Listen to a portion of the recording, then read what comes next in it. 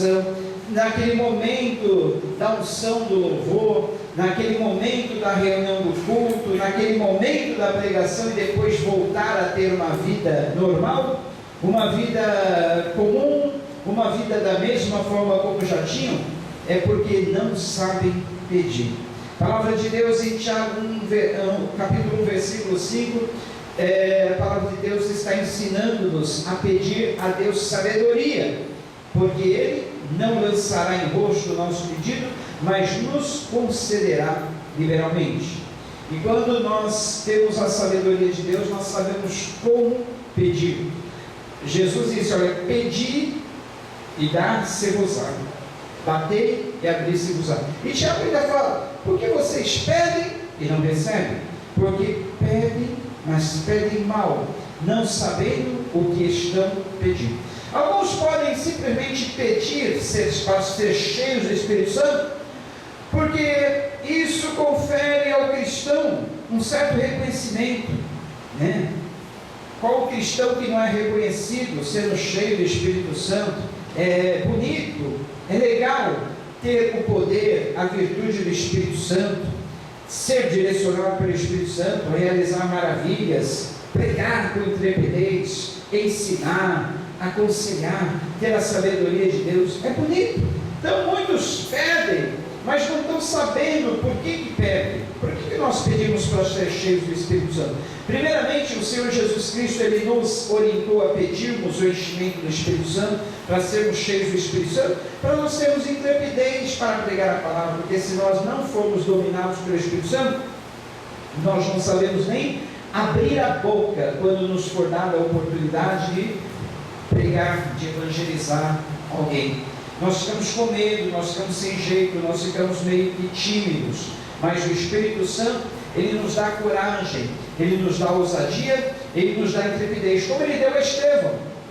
Vocês viram que antes do Espírito Santo descer, os discípulos, os apóstolos estavam trancafiados, presos dentro de casa, com medo dos judeus, portas, janelas fechadas, mas depois da descida do Espírito Santo, Pedro, o tímido, Pedro era um cara meio arretado, mas na verdade, dizem que ele era um cara meio sanguíneo e colérico. Vocês sabem que o temperamento sanguíneo, ele demonstra uma certa coragem, mas na verdade ele não tem aquela coragem. É tipo a pessoa que demonstra, quer mostrar que tem coragem, que não tem medo, mas no fundo ele tem muito medo. Pedro era desse tipo.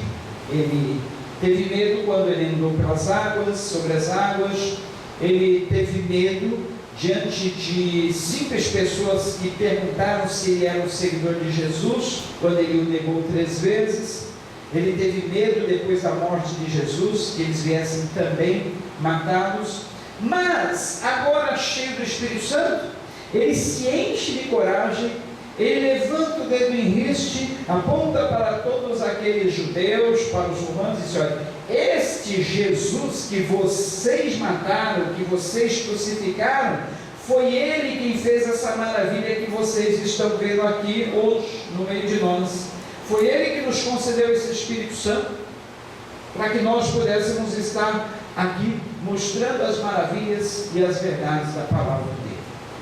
Queridos, nessa mesma linha, surge um homem cheio de coragem, cheio de fé, cheio de intrepidez, cheio de ousadia, cheio do domínio do Espírito Santo. O nome dele? Estevão. E aqui na Bíblia está registrado no capítulo 6 do livro de Atos, que ele foi o primeiro mártir, a primeira testemunha de Jesus Cristo a morrer pela causa do Evangelho. O primeiro mártir. E como ele fez isso? Pregando com sabedoria, testemunhando daquilo que ele sabia. Se vocês tiverem a curiosidade de ler esse capítulo 7, leia hoje antes de dormir. Vocês vão ler o relato da Bíblia, desde Abraão até os dias de Jesus, contado de uma forma sucinta, contado de uma forma muito prática, resumida, mas bem completa por esse Estevão. E ele termina o seu discurso apontando para aqueles homens que foram os culpados da morte do Senhor Jesus Cristo, e dizendo que eles haviam sido da mesma forma como seus pais, os antepassados, foram rebeldes a Deus, agora eles estavam sendo rebeldes à palavra de Deus. Isso encheu o coração daqueles homens religiosos de uma fúria tremenda, que resolveram apedrejar os jovens Estevão. Você já imaginou uma morte por apedrejamento, como deve ser terrível? A pessoa ali sentada no chão e recebendo pedras na cabeça, pedras de todo tamanho, pedras no peito, pedras nas costas, pedras em toda parte do corpo, até ficar ali soterrada no meio daquelas pedras. Esse era um tipo de morte infligida tanto pelos judeus como pelos romanos, e aconteceu até esses dias aí dos discípulos, dos apóstolos, esse tipo de morte cruel.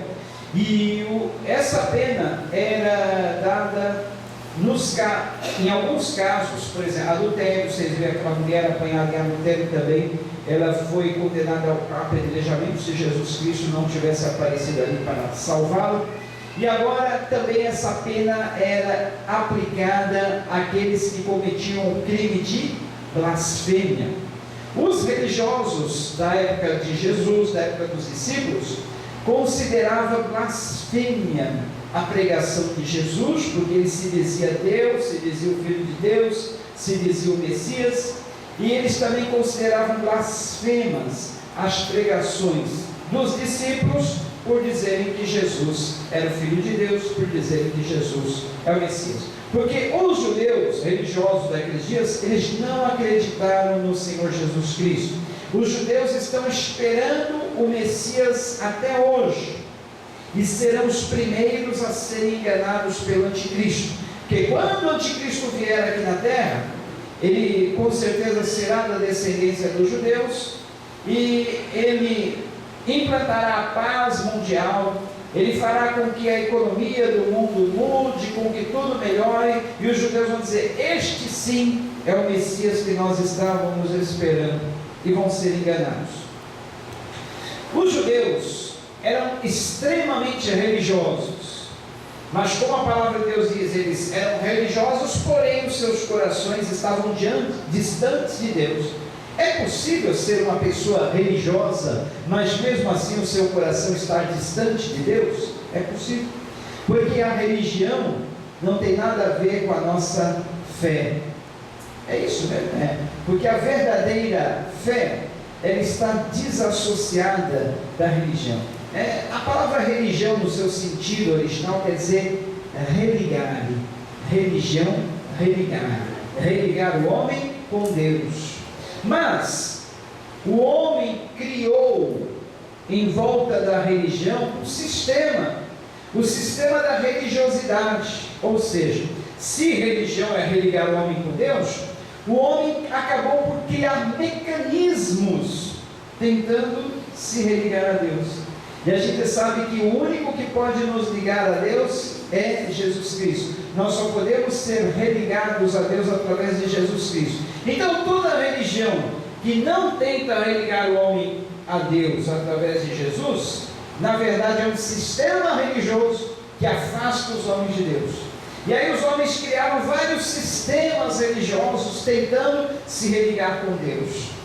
Intermediação de santos, intermediação de outros homens, boas obras, criar certos mecanismos que pudessem ligar o homem novamente a Deus. E na verdade todos esses mecanismos afastam o homem de Deus, porque na verdade o único que pode nos unir, nos ligar a Deus é Jesus Cristo. Então os judeus, eles tentavam se ligar a Deus através de todos os mecanismos criados pela religião judaica. E tudo que fugia das regras deles, eles consideravam blasfêmia. Então Jesus apareceu dizendo ser o Messias, o Filho de Deus. Eles acusaram, mas ele está blasfemando. Agora os discípulos pregando a mesma mensagem, os judeus diziam: estão blasfemando. E em nome da religião mataram todos os discípulos, com exceção de João, que morreu exilado na ilha de Patmos, fazendo trabalhos forçados. Olha, em nome da religião se mata. É verdade, não é? O que acontece aí com a religião islâmica? Eles não matam em nome da religião? Matam, porque eles consideram também blasfemos, eles consideram hereges, eles consideram pecadores, todos aqueles que não servem o islamismo. Eu creio que até hoje, desde que o homem existe, mas mais pessoas foram mortas em nome da religião do que por qualquer outro motivo. Vocês não acreditam assim? A religião tem matado muito mais gente do que qualquer outro meio.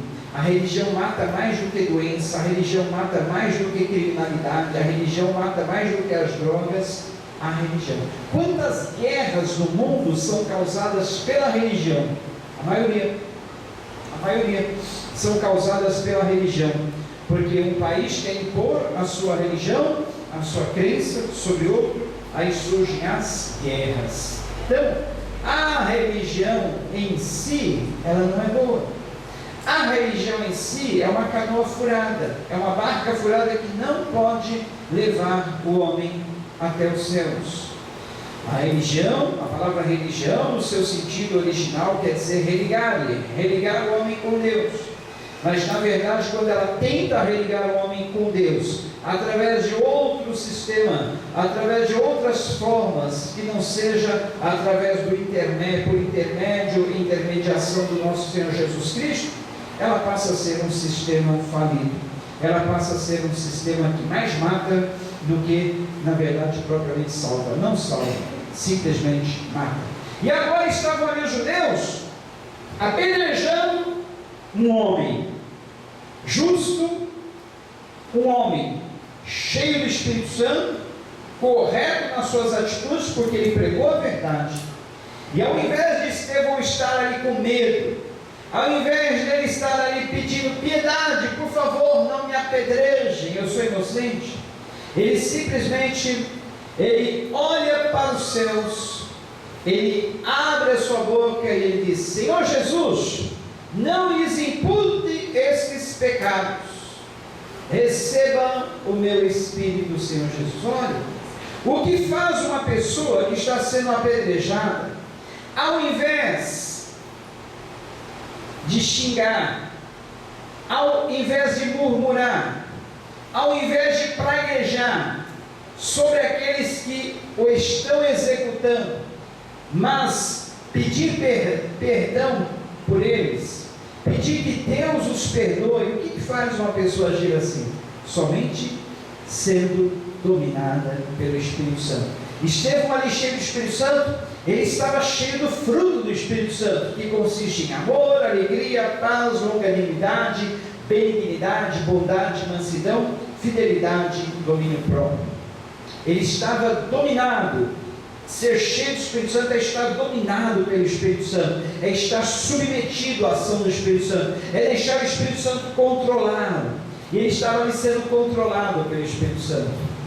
Isso é ser cheio do Espírito Santo. Você não vê a Bíblia dizendo que Estevão estava cheio do Espírito Santo, porque ali ele estava profetizando, falando em outras línguas, tendo revelações, mas não, ele estava cheio do Espírito Santo porque ele pregou a palavra com coragem, pregou a palavra com intrepidez, e ele estava cheio do fruto do Espírito Santo.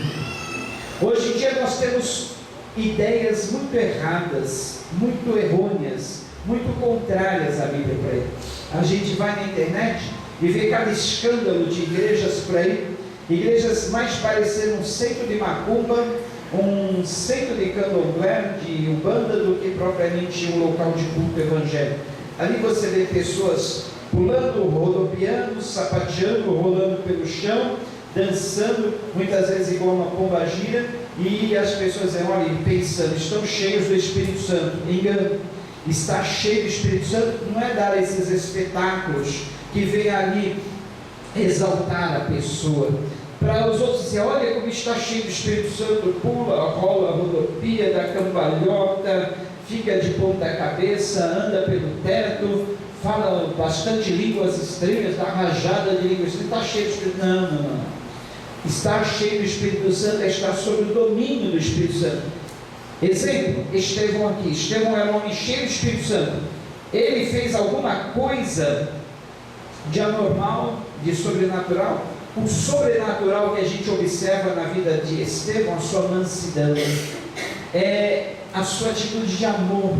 Jesus, enquanto ele estava sendo apedrejado, recebendo pedras na cabeça, recebendo pedras em todas as partes do corpo, está Jesus, com toda a mansidão, com toda a calma, não lhes imputes esses pecados. Ou seja, Jesus, não os condene, não condene esses homens por esses pecados, por eles estarem me apedrejando, mas Senhor, receba o meu Espírito nos céus. Olha só que maravilha, isso é estar cheio do Espírito Santo. Ele poderia dizer assim, se fosse um desses pentecostais dos dias de hoje: olha, não toque no ungido do Senhor, porque eu vou fazer descer fogo do céu sobre vocês, eu estou cheio do Espírito Santo. Olha como eu pulo, como eu rodopio, como eu falo em línguas, agora eu vou dar uma rajada de língua, vou fazer descer fogo do céu sobre vocês, se vocês não abaixarem as mãos com essas pedras. Não. O Espírito Santo, ele não exalta a pessoa humana, ele exalta a Jesus. E como que o Espírito Santo pode exaltar a Jesus através de uma pessoa? Exatamente com a pessoa mostrando o fruto do Espírito Santo: amor, alegria, paz, longanimidade, benignidade, bondade, mansidão, fidelidade, domínio próprio. Estevão tinha tudo isso. É por isso que ele é chamado aqui na Bíblia de o homem cheio do Espírito Santo, que quando ele era apedrejado, ele pediu ao Pai, pediu a Jesus que perdoasse aqueles que o apedrejavam, e ao mesmo tempo, numa rendição muito calma, muito submissa, ele fala: Senhor Jesus, recebe o meu Espírito. E aí aconteceu que ele viu os céus abertos, e o Filho do Homem, Jesus, em pé ali, olha, olhando da janela do céu, dizendo: sim, meu filho, venha, que nós estamos prontos para te receber aqui nos céus. Oh glória, que maravilha! Que recompensa maior que essa? Que recompensa maior que essa para o servo de Deus, para o Filho de Deus, para aquele que prega, falar, no momento da sua morte, ver os céus abertos, o Filho do Homem, em vez de estar assentado ali em pé, olha, se levantou para receber o seu Filho de glória.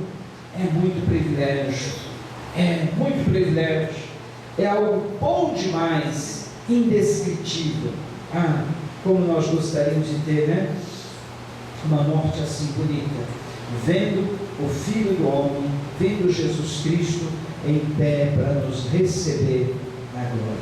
E assim então, nós temos o relato da vida de Estevão, um homem cheio do Espírito Santo, que serve de exemplo para todos nós, para que nós tenhamos também esse alvo, para que nós almejemos isso, sermos cheios do Espírito Santo dessa forma, cheios do fruto do Espírito Santo, cheios do domínio do Espírito Santo, deixando nossas atitudes mostrar isto. Amém? Vamos orar para que seja assim na nossa vida? A oração correta que nós devemos fazer não é: Senhor, me encha do teu Espírito Santo. Não faça mais essa oração. Fala: Senhor, eu me submeto ao Espírito Santo, eu me submeto ao teu Espírito Santo, para que ele possa me dominar, para que ele possa agir em mim, para que ele possa atuar em mim, para que ele possa influenciar minhas escolhas, as minhas decisões. Senhor, aqui estou, rendido a Ti, me submetendo a Ti, pedindo que eu seja assim submisso, e assim eu venha estar me enchendo do Teu Santo Espírito. Eu me encho do Teu Santo Espírito, eu tomo essa decisão de me encher do Teu Espírito Santo. Eu é que tomo essa decisão, é algo ativo meu. Eu não vou estar passivo, pedindo que Tu me encha, mas eu vou me encher do Teu Espírito Santo. Eu vou falar a linguagem dos salmos, dos hinos, dos cânticos espirituais, tomando essa atitude de ser cheio do Espírito Santo, que eu preciso que o Teu Santo Espírito me domine, me conduza, me oriente, tome as decisões, me ajude nas minhas escolhas, nas minhas decisões, nas minhas atitudes. Está vendo? É diferente de simplesmente pedir que o Espírito Santo nos encha. Nós estamos tomando a decisão de nos submetermos ao Espírito Santo e assim de nós nos enchermos do domínio do Espírito Santo na nossa vida. Erga as mãos assim aos céus, em sinal de rendição. Erguer as mãos significa nos rendermos. Rendição ao Senhor, dizendo: Senhor, eu me rendo ao Teu Espírito Santo, eu me rendo ao Teu senhorio, eu me rendo à Tua vontade, pedindo que o Teu Santo Espírito me dirija nas minhas escolhas, me dirige, me orienta, me conduza nas minhas atitudes, que eu possa ser dominado pelo Teu Santo Espírito, pela minha livre opção, pela minha livre vontade, para que assim eu, sendo cheio do fruto do Espírito Santo, eu seja como um Estevão, um homem que realmente honrou o seu Senhor, honrou o